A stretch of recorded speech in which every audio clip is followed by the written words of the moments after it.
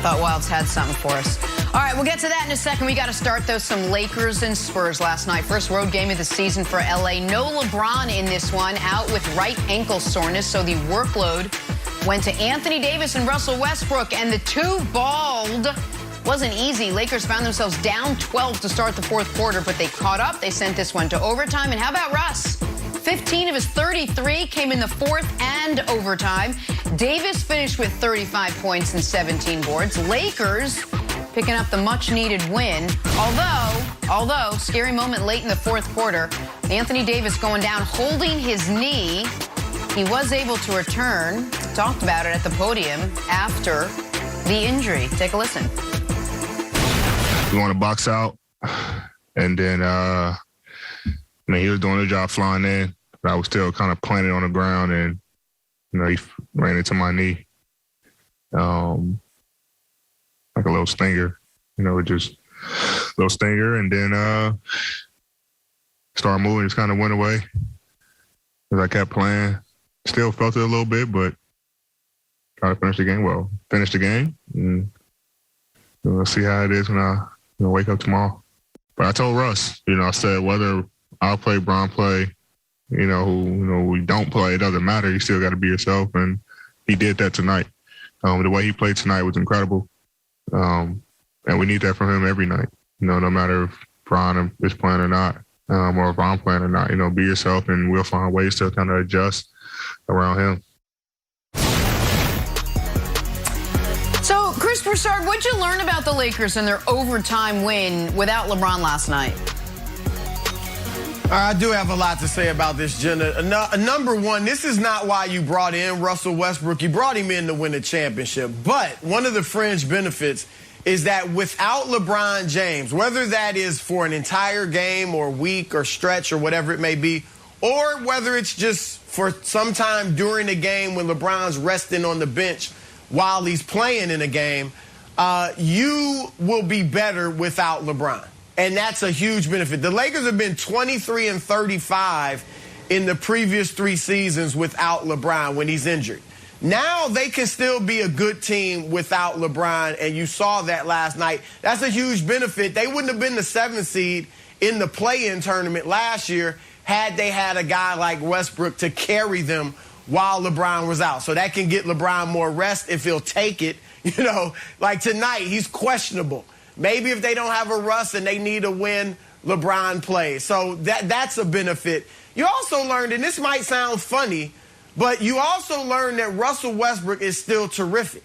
Like, you're going to see, as he's playing with LeBron, his numbers aren't going to be what we're used to. He's going to still be adjusting and looking bad at times. We have to remember this dude is still a terrific player. Obviously, Anthony Davis showed us that he's back. All right, he's not the AD of last year. He's the AD of 2 years ago. He was phenomenal last night. So all of that's well and good. But ultimately, Nick, when it comes down to the main thing, which is title or bust for the Lakers, I don't think we learned a thing. Because the fact of the matter is that Russ is not going to be playing without LeBron. And Anthony Davis said we need Russ to be Russ and do this when LeBron's out there. Well, he can't do that when LeBron's out there. That's not best for the Lakers. And LeBron or AD is going to not be able to shine if Russ is doing all of that. And so to win the championship, those 3, just like we've said at the beginning of the year, still have to figure out how they can all excel together. So this was nice, but ultimately we didn't really learn anything about how they're going to play better together. We didn't learn how they're going to play better together, but I would argue, and stay with me here, Broussard, for a moment, it was still important, and here's why. I'm one of the last people remaining that thinks regular season basketball has some real import on who wins the championship. If for no other reason than seeding and home court advantage can matter.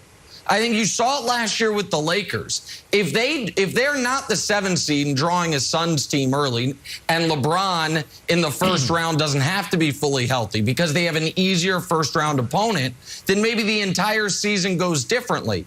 And your point about the Lakers were terrible the last 3 years without LeBron, the Cavs, were 4-23 in LeBron's second stint in Cleveland without him. By the way, he played all 82 the year they traded Kyrie. So that means the Cavs, it was the 3 years with Kyrie and Kevin Love when LeBron sat 4-23.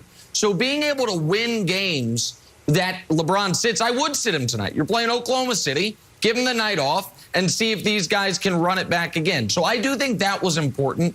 I also think that Vogel is learning what this team needs on the fly, and sometimes a box score jumps out at you. Broussard, Malik Monk was plus 31 in 39 minutes, which means the Lakers were minus 27 in the 14 minutes he didn't play. I think the numbers are going to start jumping off the page that you must have a shooter on the court, not only for the shooting he adds, and I want your reaction to these two pictures we're going to show, but what it allows for the other guys. Show Anthony Davis's shot chart, then show Russell Westbrook's shot chart. AD did some mid-range stuff, but he lived at the rim. That's where he did his damage. And then show Russ. It was all at the rim. All of it. I mean, he had the 1-3 that we showed in the highlight. Everything else is at the rim. So, Broussard, I do think you're right that they need to play together a lot to figure out what works for the postseason. But to be in the best position in the postseason, Broussard, they got to win games like this one, and in years past, they wouldn't have. Well, and I think, Nick, you and I, before the season, we're saying you got to open up the floor, and that's why you need AD at the 5, right? What you saw, AD at the rim, Russ at the rim, that's because they did have the shooting out there with Monk. And we're baffled that they kind of have gone the opposite way with trying to play big with DeAndre Jordan in there so much, or Dwight Howard. So that shouldn't have had to be learned, but maybe they did learn that last night. And I think, Nick, LeBron shooting so well at the start from three-point land has kind of kept Vogel from seeing that because, we got LeBron out there hitting threes. So he's our shooter. But you're right, Malik Monk, I mean, if he can continue, and he shot it well last year, he hadn't been a great three-point shooter early in his career, but last year he was very good. If he can continue that, that could be huge wilds for these Lakers. Yeah, he hit the big three. That really felt like the dagger to the Spurs when they thought they were pulling away, and Malik Monk hit that three. Nick, I want to talk about the intensity of the game. We saw my man Jakob have some big dunks, and sort of San Antonio's like, we're going to win this game. Then you saw Russ's dunk on the other end in overtime. To me, that took the air out of the building. Once Russ dunked, that was the moment that I said, the Spurs kind of knew. They hung their heads, and they knew they weren't coming back. What do you think about the intensity of Russ and how that affects the Lakers? Because as much as I like AD, and, we always talk about him kind of being on the fringe MVP candidate, when he's laying in the ground, writhing in pain, and then pops back up, I don't know if the Lakers look around and be like, all right, let's keep feeding AD. AD's our guy. Feels like Russ takes that mantle emotionally, too, when LeBron's not in the game.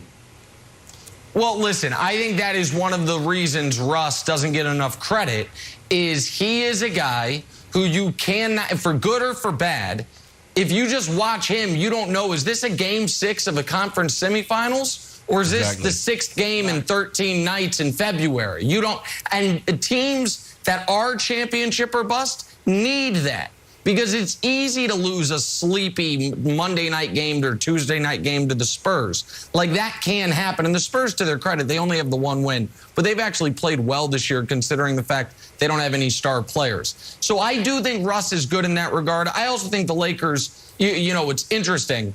They wouldn't tell you this, but AD goes down writhing in pain. They have to play 5-on-4 on a critical possession. And the very next play down the court, they throw an alley-oop to him, like that he doesn't get to. I don't think they were that worried that Anthony Davis was deeply injured. I think they know, AD. Who'd he learn that from, Nick? This is AD. Who's he learning that from? Hold on. That every time is you go down, it looks like a career-ending injury.